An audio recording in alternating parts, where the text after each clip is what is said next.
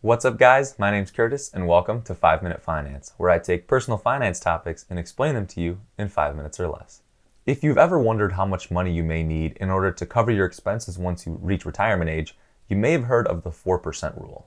This rule came from a man named William Bengen.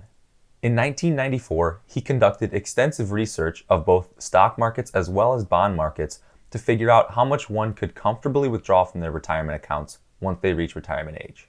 His goal was to find out how much money a person could take out of their investment accounts every single year so that they would never outlive their money. There were a few assumptions that he used in his research. He suggests an asset allocation of at least 50% stocks, but 75% stocks would be even better. The rest of the money would be put into bond funds. This percentage of money in stocks may seem quite high for some people nearing retirement, but due to the generally higher returns of the stock market compared to the bond market, a 75-25 split provided some of the best case scenarios. He assumed that the money is in a tax-advantaged account, whether that's a traditional 401k or IRA, and this just means that capital gains taxes are not applicable.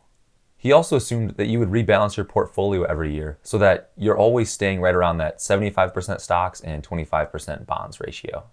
And lastly, he assumes that you never withdraw more money in a single year than this rule allows. For example, if you take out a large lump sum of money for a new house or maybe a new car, there's no guarantee that your money will last indefinitely. You have to stick to the rule and never withdraw more. He concluded that a person could withdraw 4% of their retirement portfolio every single year, adjusting for inflation each year throughout their entire retirement life.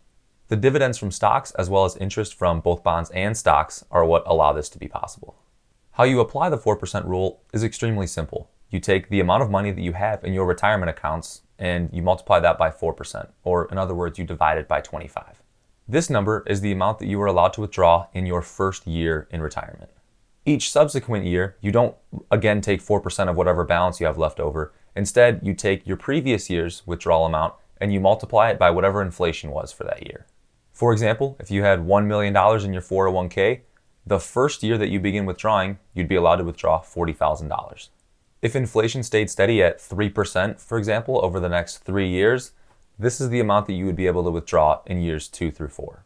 And these calculations are the maximum that you would be allowed to withdraw each year. If you took out less, then you're just giving yourself even more insurance that you're never going to run out of money. If you haven't reached retirement age yet, you can also use this rule to determine a couple things. The first would be you can figure out how much money you will need in retirement by simply multiplying your annual expenses by 25. If, for example, your monthly expenses are $2,000 per month, then you would need a retirement portfolio worth around $600,000 in order to apply the 4% rule and never run out of money. You can also use this rule to find out at what age you become financially independent. Once your investment portfolio is worth 25 times whatever your annual expenses are, work is now optional and you can consider yourself financially independent. You no longer need to work your day job because your investments can cover all of your day-to-day expenses. In the previous example, at whatever age your investment portfolio becomes worth more than $600,000, well then that is the age that you can consider yourself financially independent. Overall, the 4% rule is a great guideline. It's very easy to calculate and it adjusts for inflation in retirement. However, the research that Bengen did was with tax-advantaged accounts.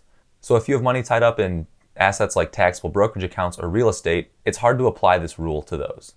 I hope this video gave you a good overview of the 4% rule and how to apply it. If you enjoyed the video, please help me out, give it a thumbs up, and if you're new around here, consider subscribing. Thanks.